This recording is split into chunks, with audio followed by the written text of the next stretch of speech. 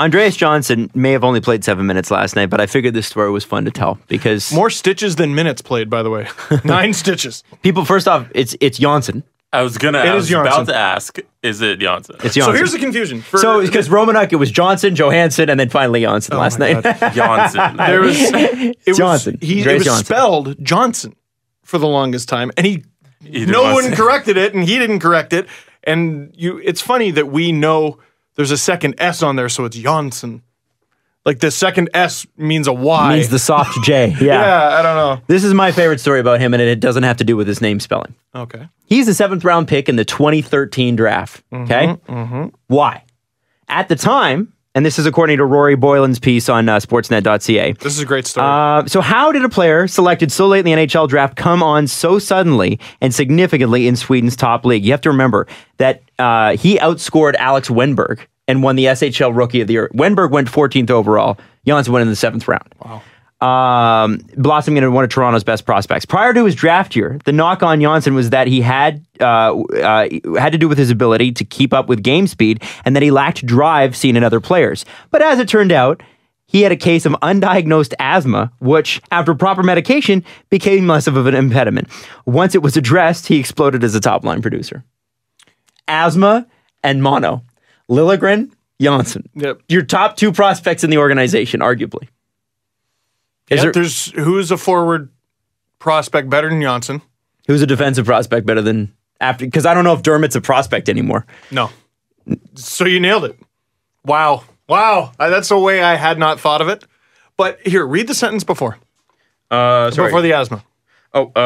This is prior to his draft year, the knock on Johnsson had to do with his ability to keep up with game speed and that he lacked the drive seen in other players. Now, if he has, because one of those pieces of feedback was correct, it sounds like.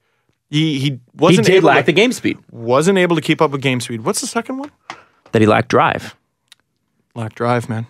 He's you know what? He's just not trying hard enough.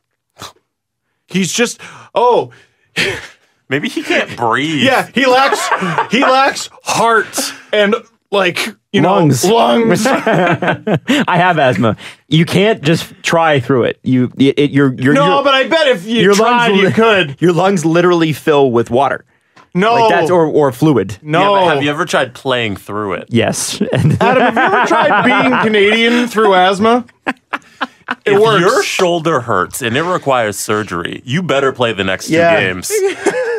See, that's the Canadian approach. And then what they did, team doctors there took the Scandinavian approach, which is, free medicine. Let's find out what's wrong with them. and wow, lo and behold. Wait, we have free medicine here too. I know, but we also have that old school Victorian mentality. No, don't complain about your problems. Stiff upper lip, everybody. On with it. So there's one of the things, Tyler Dundon? Is that what it is? Is it Tyler? Tyler Durden. Maybe that's where I'm confused. Sorry, whoever the new owner of the Hurricanes is, Dundon. I know is his name. Dun. One of the things he said. Is that how you think he's announced at board meetings? Yes. Dun. Here's Dun. Yes, Dun. Dun. So anyway, he wanted a critical thinker.